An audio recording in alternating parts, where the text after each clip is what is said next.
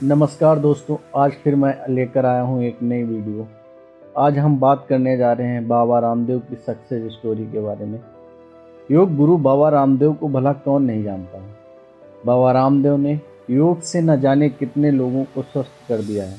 बाबा रामदेव ने योग को घर घर तक पहुँचाया और भारत का नाम पूरी दुनिया में रोशन कर दिया।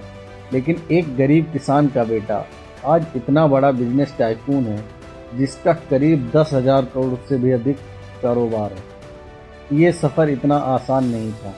एक वक्त था जब बाबा रामदेव साइकिल पर मुफ्त दवाइयाँ बेचते थे। ये एक योगी की अरबपति बनने के पीछे की सफलता की सच्ची कहानी आज हम आपको बताएंगे।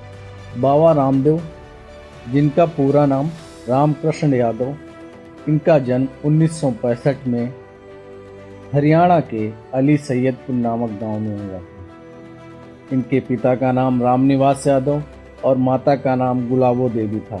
इनके पिता एक किसान थे और इनकी आर्थिक स्थिति काफ़ी खराब थी। बाबा रामदेव पढ़ना चाहते थे लेकिन इनके पास पढ़ने तक के पैसे नहीं थे, जिसके कारण उन्हें अपनी पढ़ाई बीच में ही छोड़नी पड़ी। बाबा रामदेव अपने दोस्तों से किताब उधार मांगकर पढ़ा करते थे। वह अपना ज़्यादा समय अपने पिता के साथ खेती में बिताते थे। बाबा रामदेव ने अपने एक इंटरव्यू में कहा था कि वे पहले बहुत मोटे और बीमार रहते थे, जिस वजह से उनके दोस्त उन्हें चिढ़ाते थे। उसके बाद उन्होंने खुद को बदलने की ठानी और गांव में होने वाले योग शिविर में भाग लेने लगे। यहीं से उनका ध्यान योग की तरफ बढ़ते गया। बचपन से ही योग के प्रति रुचि होने के कारण उन्होंने कानपुर हरिद्वार के एक गुरुकुल में आचार्य प्रद्युम्न और योगाचार्य बलदेव जी से संस्कृत और योग की शिक्षा लेने लग गए। गुरुकुल में कुछ साल बिताने के बाद वह वहां से हिमालय चले गए और वहां कुछ साल रहने के बाद हरिद्वार आ गए। यहीं पर उन्होंने सन्यासी बनने का फैसला लिया और अपने गुरु शंकर देव महाराज के आश्रम में रहते हुए योग सीखा। उन्होंने वहीं से लोगों को योग की शिक्षा देना शुरू कर दिया और वह घर से दवाइयाँ बनाकर साइकिल से हरिद्वार की सड़कों पर बेचते थे। गुरु शंकर देव की तबीयत खराब होने के कारण बाबा रामदेव ने दिव्य योग ट्रस्ट को संभाला। उस दौरान वह योग शिविर का आयोजन करते थे। उनके दोस्त बालकृष्ण और कर्मवीर उनका साथ दिया और आज भी उनके साथ काम कर रहे हैं।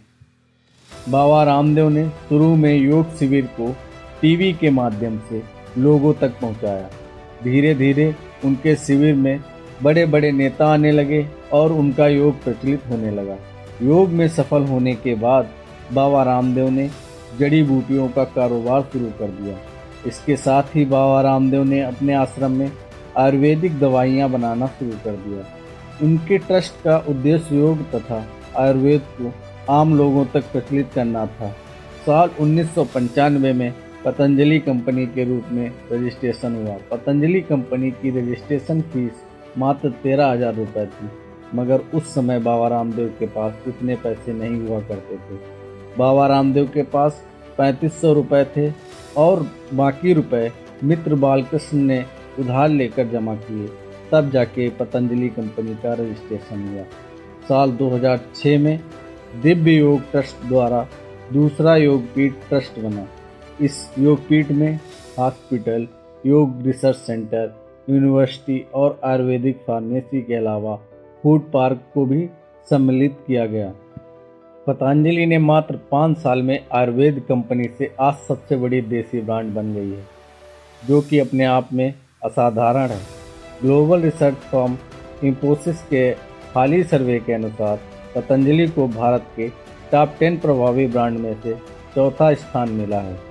आज पतंजलि घर के सामान से लेकर दवाई तक सब कुछ बनाता है। आज योग ने हर घर में एक नया आयाम ले लिया है। कई लोगों को बाबा रामदेव द्वारा सीखे गए योग से नया जीवन मिला है और कई लोगों ने तो बाबा रामदेव से प्रेरित होकर छोटे छोटे मुफ्त योग शिविर भी लगाने शुरू कर दिए हैं।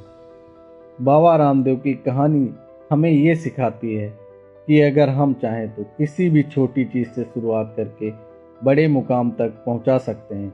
एक समय था जब योग और आयुर्वेद के प्रति लोग ज़्यादा सीरियस नहीं थे, हर किसी को लगता था कि योग करने से और आयुर्वेदिक दवाइयों का इस्तेमाल करने से किसी को फ़ायदा नहीं होता, लेकिन बाबा रामदेव ने जब इस चीज़ को इंटरनेशनल लेवल तक पहुंचा दिया तो आज हर कोई योग के पीछे अलग नज़रिए से देखता है।